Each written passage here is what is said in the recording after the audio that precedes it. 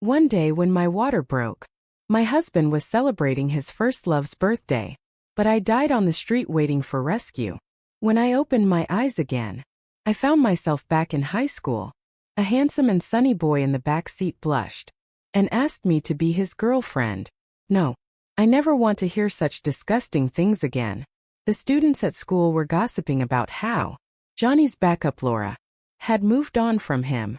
She didn't deliver milk to Johnny during early morning classes, didn't bring him drinks and towels during basketball practice, didn't reserve a spot in the library, and didn't linger around him during break time as usual. After chasing Johnny for almost a year, did she really just give up like this? Maybe she was just throwing a tantrum and waiting for Johnny to come and coax her back. People say the most handsome guy from the neighboring school is also pursuing her. Johnny impatiently slammed his English book on the desk. It's time for morning reading. Let's go chat outside. Just as he finished speaking, I happened to walk towards the door. The classroom fell silent, with dozens of eyes staring at me. Ignoring the attention, I walked to my seat, opened my backpack and found 2 bottles of milk inside. Probably, the housemate habitually prepared 2 cups of milk, and forgot that I had asked for only 1 cup. From now on.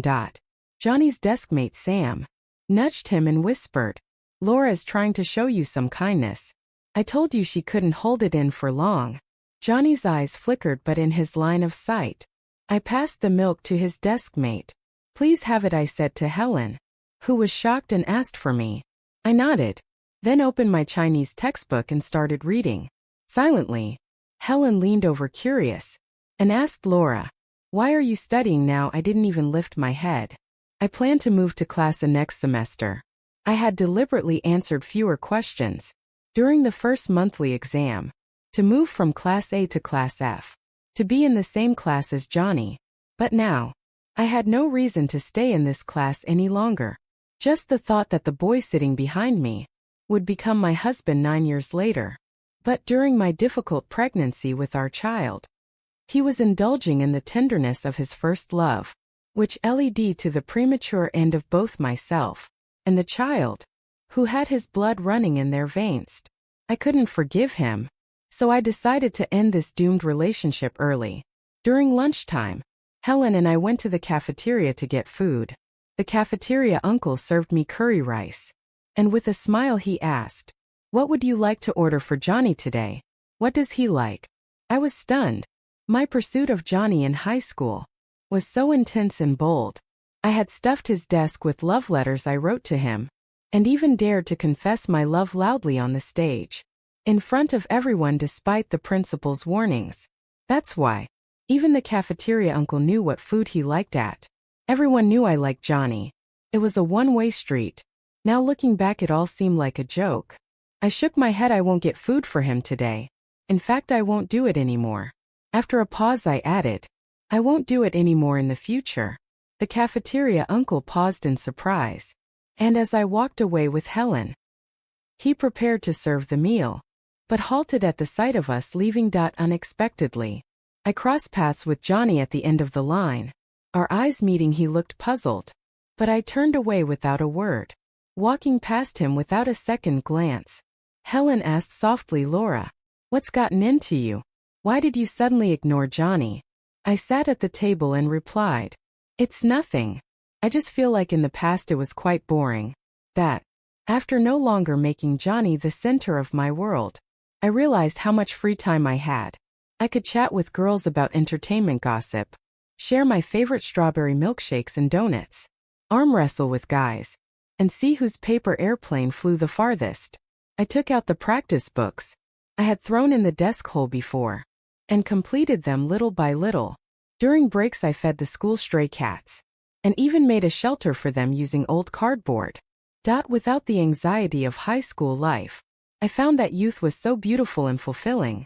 Days passed in this carefree manner, until our school basketball game arrived. Our homeroom teacher asked us all to go to the field to cheer for our classmates. I remembered in my previous life, I had formed a cheerleading squad and learned a high-difficulty dance just to support Johnny's team during the game stop.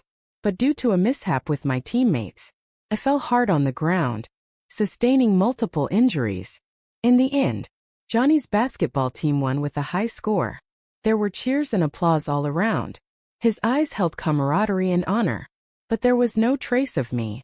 So this time I took sick leave from school, staying in the classroom alone, to memorize English vocabulary.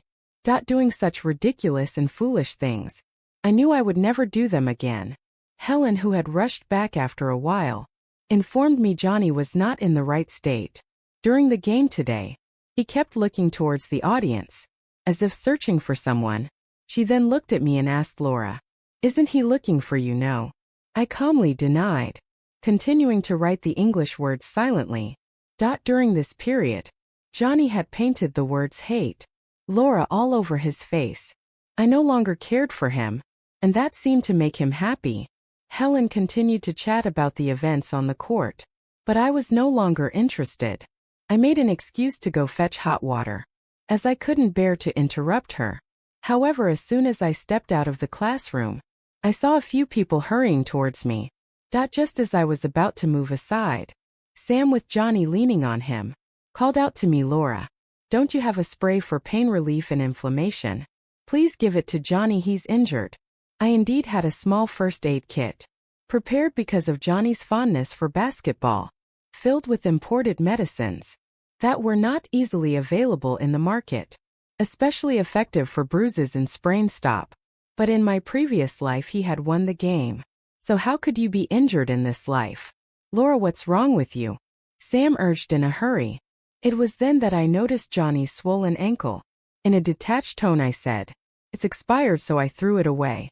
With that, I grabbed a water cup and headed to the water room, without sparing a glance. What was I thinking?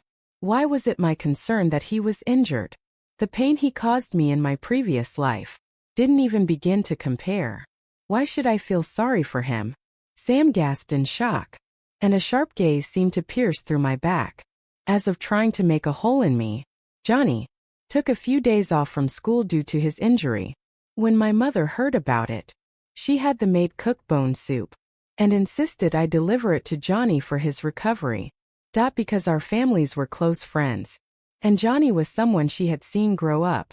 She wanted me to visit and inquire personally, so that she could be assured. Despite my repeated protests, my mother insisted to ensure I wouldn't run away midway. She instructed the driver to drop me off at Johnny's door. Reluctantly, I carried the chicken soup to Johnny's house. It was the evening, and the leaves of the crepe myrtle trees by the roadside rustled in the wind, wrapping my thin coat tighter. I got out of the car to find myself facing a white, three-story building. The dwindling sunlight cast an irritating orange hue on the building. I used to visit his house often as a child, and we had even lived together inside for almost 2 years. Every corner of the place was filled with memories of him, and me. I had comforted him despite my own heartbreak, promising to be good to me for a lifetime and never disappoint me, but it was all a lie. My heart felt like it was tearing apart. I trembled with pain, but then I calmed down and opened the thermos in my hand. The delicious aroma of the soup filled the air, and without a second thought, I put it on the ground and let a stray dog finish a dot. After the dog had eaten, I prepared to leave, but as soon as I turned, I heard someone calling my name. The voice was young and familiar, and I couldn't be bothered to turn around. Johnny hurried to me, trembling on his crutch and almost stumbling in front of me.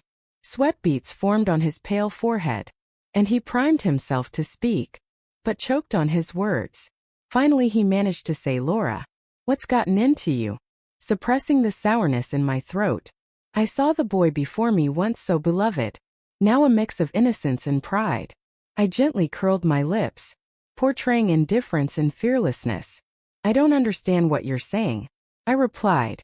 With that I continued walking forward, and he hastened to stand in my way, panting heavily, visibly struggling with each step out. "Why are you ignoring me?" Johnny's eyes were turbulent, desperately searching for answers from my face. But he never understood. Pointing to the food container on the ground, he said, "This bone soup is for me, right? Why did you feed it to the dog again? You always come to my house." Me telling you not to. And today you didn't even come upstairs. I've been injured for so many days. And you didn't show any concern. What's wrong with you? I coldly cut him off. Isn't this better? You annoy me. Johnny was taken aback for a moment, then nodded slowly. I don't like having you hovering around me. I'm happier when you keep your distance. After saying that, he stared at me again, pulling out a hint of sarcasm. Laura, you better not play any tricks of desire and obsession. You know I hate this kind of thing, tricks. It's not surprising that Johnny would think that way. In the last life, in order to attract his attention, I did indeed do many childish and ridiculous things.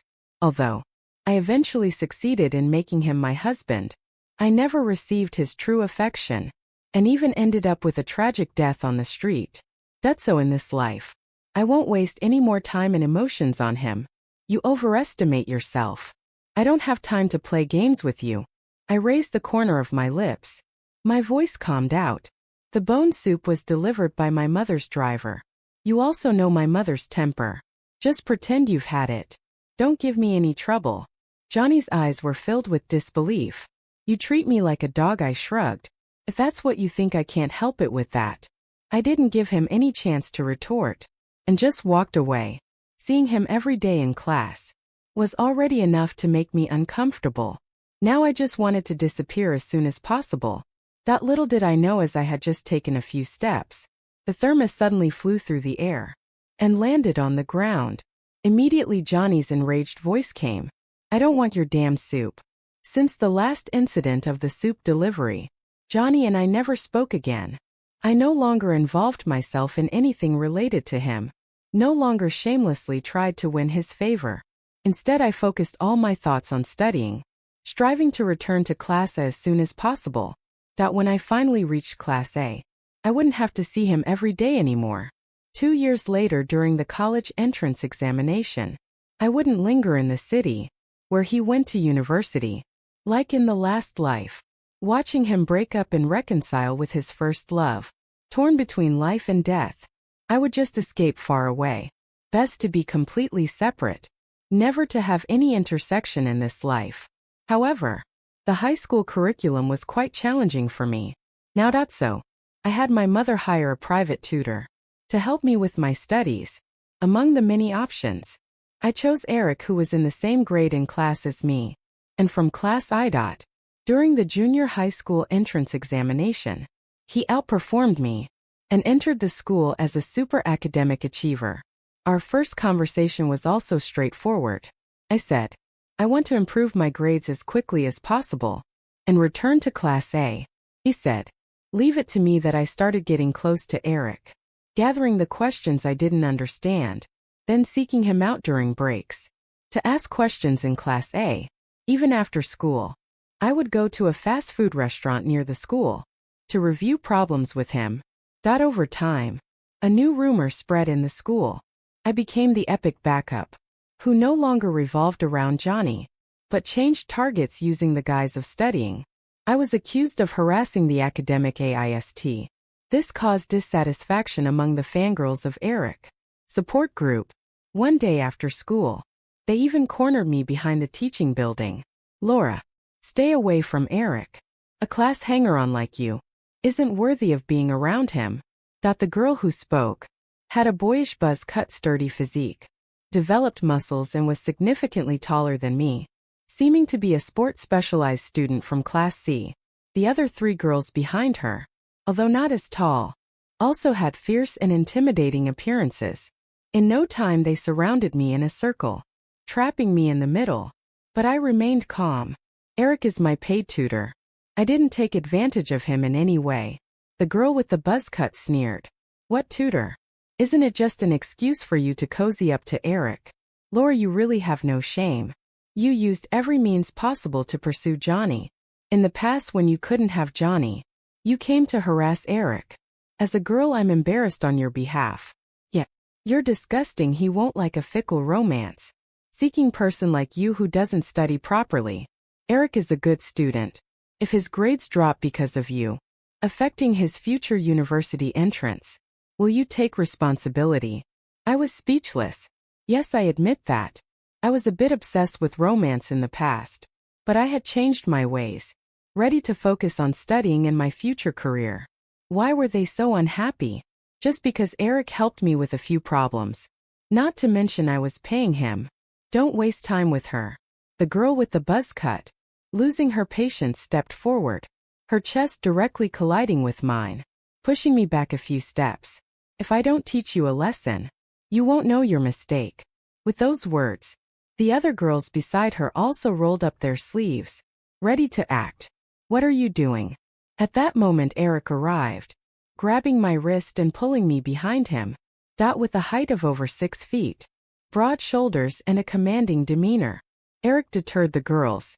As soon as the girls saw it was Eric, their previous aggressive demeanor disappeared, replaced with a hint of innocence. Eric, don't be fooled by Laura's appearance. She's just a shady girl.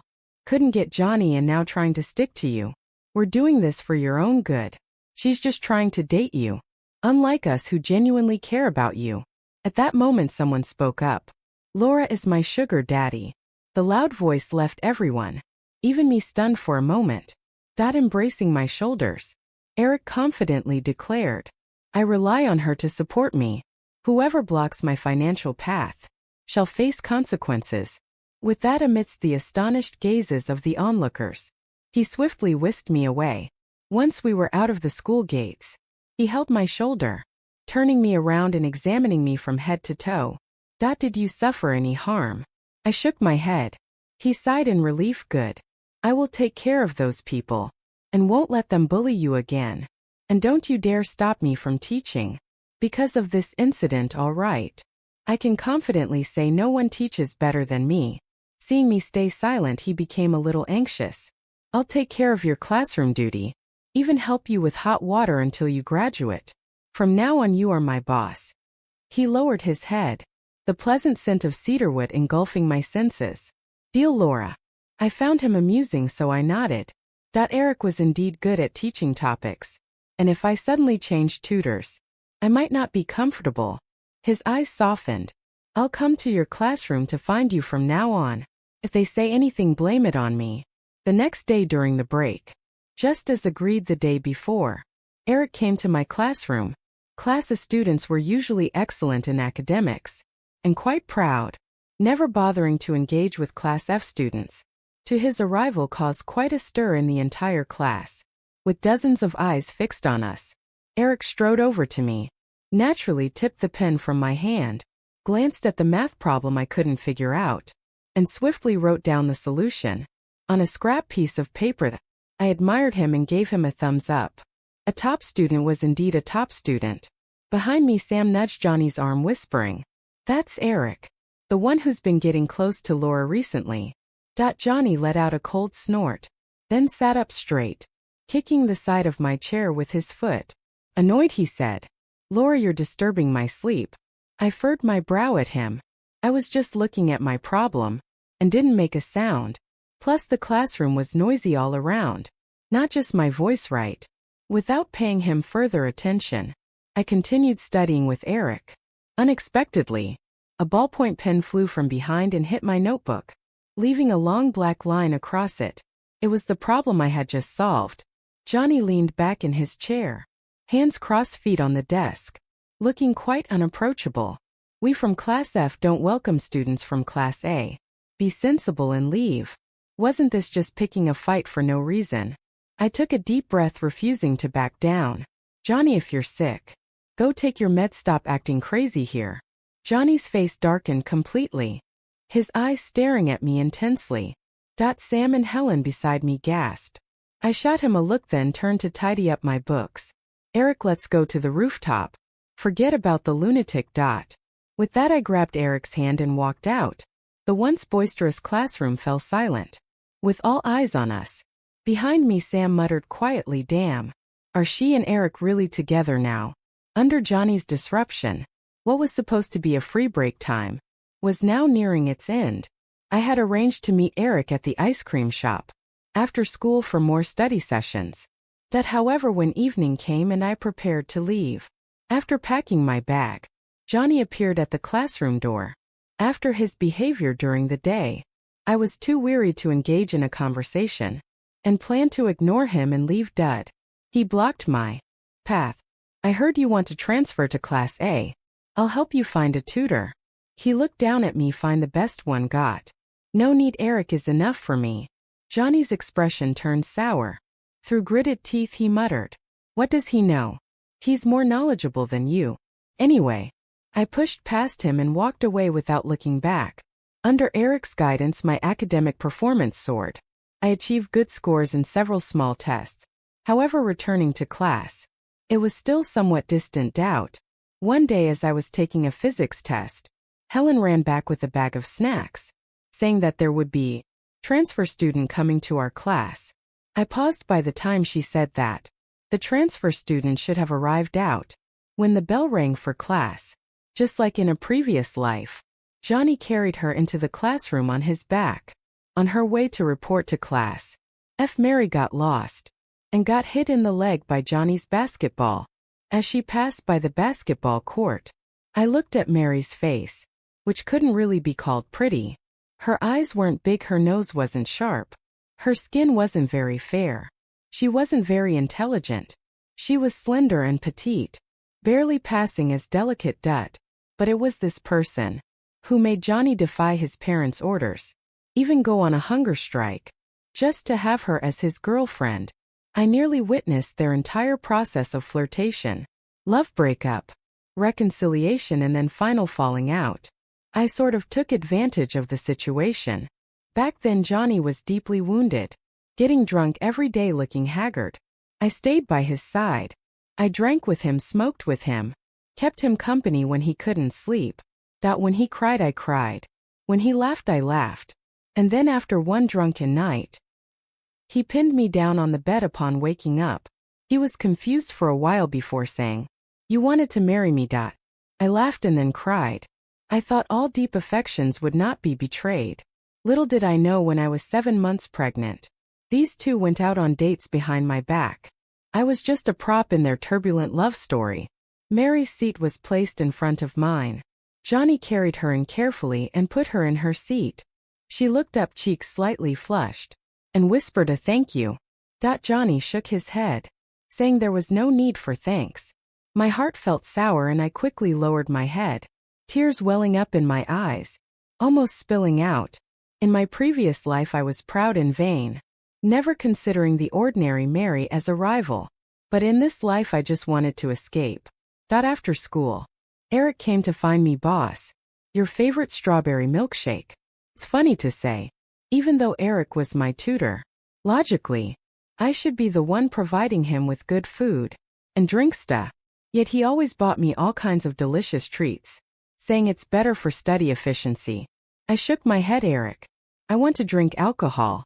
So, the two of us went to the night market behind the school, ordered beer and skewers. Since I had decided to focus on my studies, every time I met Eric was for studying. Rarely did we come out to relax. During the meal neither of us spoke. After eating and drinking our fill, I was almost too dizzy to stand. He squatted down to carry me. No need. Why be polite? I ate to have the strength to carry you. Eric didn't hesitate, lifting me up. Boss, be happy. Life is short, I'll indulge you. And he kept me company if I didn't speak. He didn't speak. Now he finally said these words. I lay on his back, tears streaming down silently. I couldn't tell anyone about my experiences. From my previous life no one could understand my pain. I wanted to hate someone, but in this life, these people haven't actually done anything wrong. I had no reason to hate. Eric carried me all the way and I cried all the way. As we were about to reach home, I let out a sigh. Eric, just this once. Let me be willful. No one can make me cry anymore. Boss. Eric's voice was gentle. Willful it is. I will spoil you as long as I study well. I don't really need to work hard. Plenty of time. My heart warmed and I smiled silently. The monthly exams were approaching. I started studying even harder, hoping to transfer to class as soon as possible. During self-study that day, Mary tossed a paper ball over, quietly asking me to pass it to Johnny behind. I was interrupted by the sudden action, while looking at the knowledge points marked by Eric. for me, and I felt irritated. I remember it was the same in the last life. Back then, I had the most intense hostility towards any girls who wanted to contact Johnny without delay.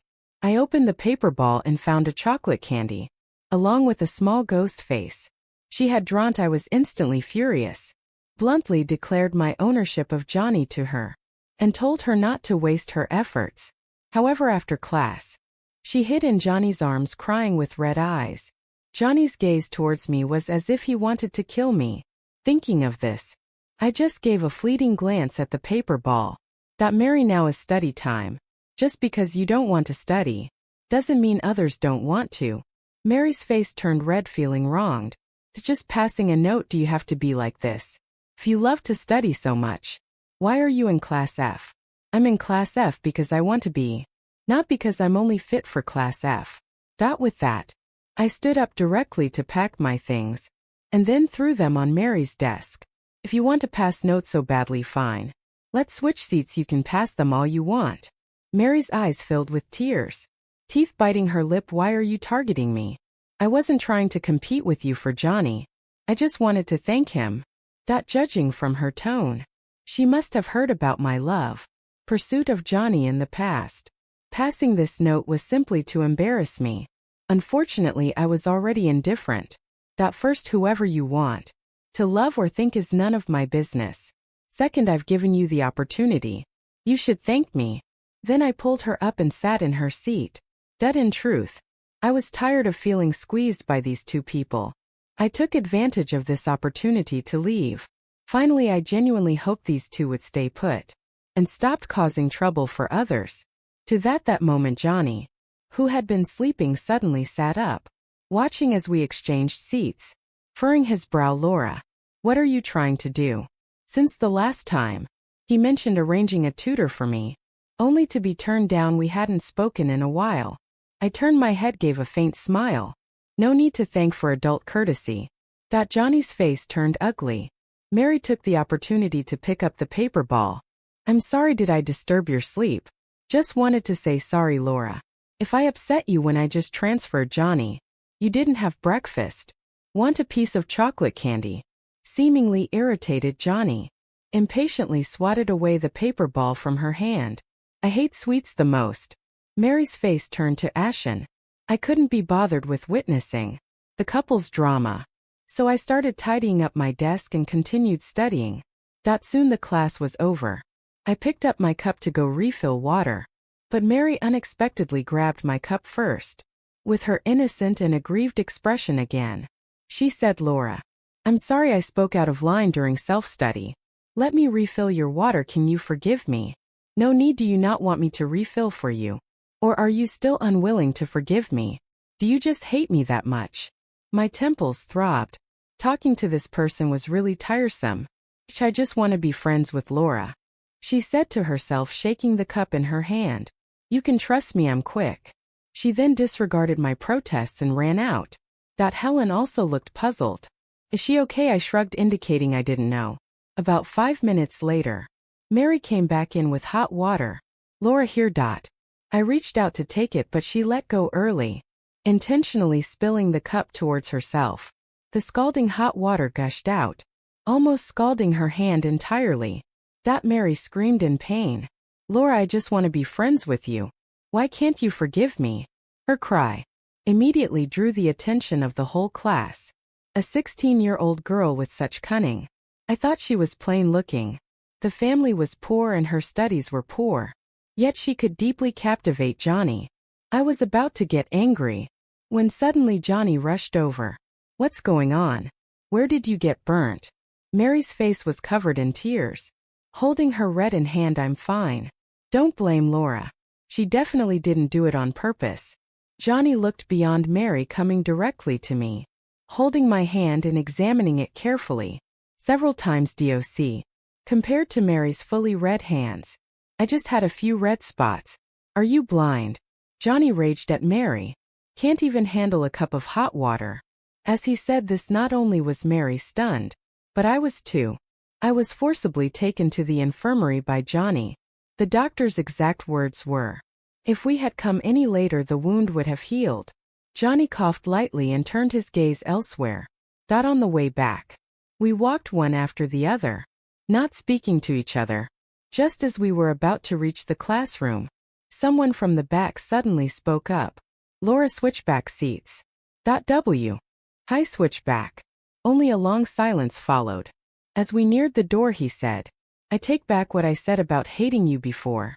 He paused and then added, the day after tomorrow is my birthday. The whole class will be there. Can you come? It was on Johnny's birthday that day, when I found out I was pregnant. The reason was that I, who usually felt sleepy and had a good appetite, suddenly became even more drowsy and gluttonous. A friend brought a pregnancy test stick, which I tried, and sure enough, 2 lines appeared. To avoid making mistakes, I went to the hospital for a checkup. The moment I confirmed that I was pregnant, I almost jumped for joy. As soon as I left the hospital, I went to a store and bought a gift box, placed the test results inside, and tied a pretty bow on it. I was filled with the belief that this was the best gift for Johnny's 25th birthday. But it wasn't until much later that I learned from Mary that on that day, he had come to break up with me. Memories can truly be painful. I rubbed my temples and said, I have something to take care of. I can't go. The person behind me stopped in their tracks and said, I'll wait for you at the estate where we used to go. I have something very important to tell you. I realized that, like Mary, Johnny also didn't understand words. I didn't respond and went straight into the classroom. 2 days later, the entire class had prepared birthday gifts for Johnny. Sam prepared a basketball, while Helen put a bag of instant noodles in an empty box. Coldly, she said to me, Johnny used to bully you all the time, giving him instant noodles. I'd say I've treated him well enough. I suppressed a smile, then turned to see Mary, putting a brown scarf in a paper bag. Without any logo, it must have been hand-knitted by her. Unfortunately, she didn't know that Johnny never wore anything without a Brent. I attended classes as usual, took notes, did homework, all the way until the end of the school day. Everyone gathered to take the special car sent by Johnny's family. I, on the other hand, avoided the crowd and went to a deserted intersection, taking out a paper airplane from my pocket and lighting it with a lighter. This time I cut my losses in time and focused on living my own life. I was doing well and the future should be good. The only thing I regret is the child that never came into the world. The flame quickly consumed the paper airplane. I thought to myself, if I have a chance to fall in love and get married in this lifetime, then be my child. I am stronger now, and this time I will definitely protect you. I returned home, crawled into bed, and read a book. It started raining heavily outside, and at midnight, Johnny called me. I turned off my phone directly. In the middle of the night, my mother came to wake me up, saying Johnny was in the yard. I glanced at the clock on the wall. It was already 3 in the morning. The rain outside hadn't stopped. I went out. He stood in the drizzle, hair sticking to his face, eyes covered with a layer of moisture. The first thing he said when he saw me was, Why didn't you come? I held an umbrella, kept a distance of 5 or 6 steps, and didn't feel like going closer. The umbrella was small, and I didn't want to share it with him. I had never said I would come. Johnny closed his eyes, took a deep breath, and said, Forget it, it's not important. Opening his eyes, he went to the car to get the cake and brought it to me, saying, Wait for you to blow out the candlest. I didn't move. Rainwater dripped from the tips of his hair, and his lips were turning blue from the cold. But I felt no sorrow at all. As we locked eyes, he saw the indifference in my gaze, flattened the curve of his lips. Sighed Laura, Can I consider this a surrender? My eyes landed on the cake in his hands. In the past, I was always the busiest person on his birthday, selecting gifts, baking cakes by hand, writing cards, decorating the venue. I didn't expect anything in return, nor did I expect to blow out candles with him. I just wanted him to be happy. I didn't understand why the Johnny in this lifetime suddenly changed his attitude and started caring about me. I was no longer interested. Johnny, do you understand?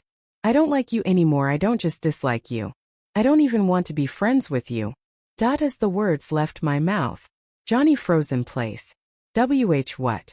I switched seats with Mary, because I wanted to keep my distance from you. I went to Class A, because I wanted to stay far away from you. I used to have a crush on you, which troubled you. I know I was wrong and I've changed that. Johnny shook his head vigorously. No. That's not it, Laura. I like you. I knew I was wrong. From the moment you started ignoring me, I wanted you to come to my birthday party. To confess my feelings, I prepared flowers, fireworks, and a 3,000-word love letter. But it was too late. Or perhaps I was too grudgeful. Pain once suffered left a lasting memory. Johnny, that's it. Let's not see each other again. Our ties end here. The rain pattered against the umbrella as I coldly turned back towards the house. This time I was particularly stingy, not even willing to share a worthless umbrella with him. After the final exam results were released, I proudly made it to the top 10 in the school and returned to Class A. On the day of packing up my things, Helen hugged me, her eyes swollen with tears. Laura, I'm really going to miss you. We won't see each other often after you move to Class A. I patted her head. I will come back to see you often. And if you make it to Class A, we can still be desk mates. Helen wailed, you might as well kill me now. Sam gave me a notebook hoping that I would study well, aim high and be the glory of Class F. Many other classmates who I had good times with talked to me for a while and gave me snacks and little trinkets. After saying goodbye to everyone, I picked up my bag and got ready to leave. Johnny, who had remained quiet the whole time, approached to help me carry my things. No need, I refused. Johnny's outstretched hand looked awkward. At that moment, Eric walked in from outside and smoothly tipped the book bag from my hand, then patted the seat smiling. He said, Laura, welcome back. Let's get to know each other again. I'm Eric from Class A.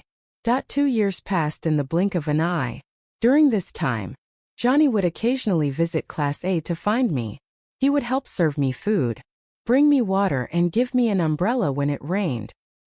He pursued the person he liked fervently and selflessly, just like I used to do, but I didn't respond at all.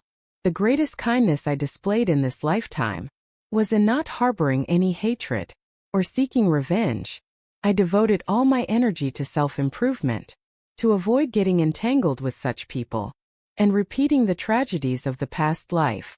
After the college entrance exams, Class F organized a final gathering, and Johnny got very drunk. With red eyes, he cautiously approached me, hesitated for a long time, then asked, Laura, I really want to understand. Why did you suddenly stop liking me when you clearly liked me before? I thought for a moment and whispered, I had a dream where you weren't very nice to me. I rambled on. It was strange. But speaking those words now, I felt completely unfazed. It was as if the vivid and painful memories were someone else's story. Did he listen very attentively? And by the end, with his long lashes lowered, his eyes were as serene as a still pond. I thought he might treat it as a lousy joke. To my surprise, he looked at me in earnest. Laura, last times Johnny didn't love you, but this times Johnny does. I took a sip of the wine, feeling a bit tipsy. However, this times, Laura isn't waiting anymore. After the college entrance exam results were out, I applied to a university in the capital, a city I loved, and for a major I was passionate about. I was not going to lower my value or lose myself for anyone or anything. On the day I went to report at school, Johnny came to see me off. The bustling airport was filled with his reluctance, and he opened his arms saying, Laura, when you leave, we might not see each other for a long time. Can I give you a hug before we part?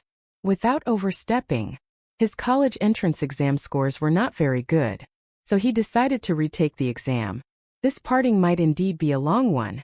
I stepped back, not allowing his hand to touch me. Cutting off without hesitation was my style. This lifetime, his face was full of desolation. Fine. Laura, wait for me for a year. I'll come find you. I shook my head. There's no need, don't waste your time. At that moment, the airport announcements started playing. I decisively turned and walked away, not even uttering a customary farewell. In his desperate voice behind me, I heard Johnny say, I won't listen to you, Laura. I will definitely come find you. I took out my earphones and plugged them in, blocking out his voice. Death as I boarded the plane and found my seat. A pleasant scent of cedar reached me. I turned my head to see a handsome face. With a mischievous grin. Eric smiled at me, boss. I'll be relying on you for the next 4 years.